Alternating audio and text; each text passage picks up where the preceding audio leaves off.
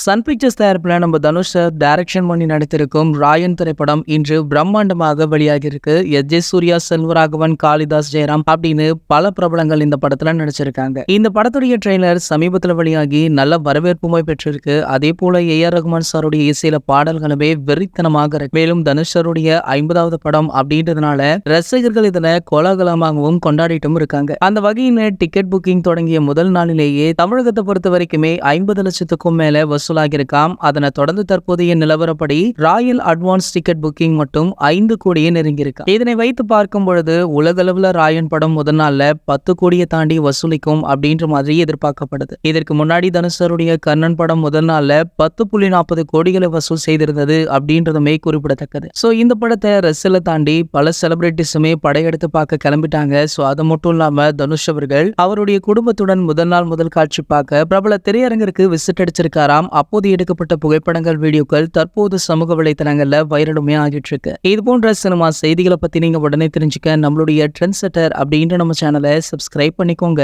மேலும் பக்கத்துல உள்ள பெல் ஐகானை கிளிக் பண்ணிட்டீங்கன்னா நீங்க நம்ம வீடியோவை மிஸ் பண்ணாம பார்க்கலாம்.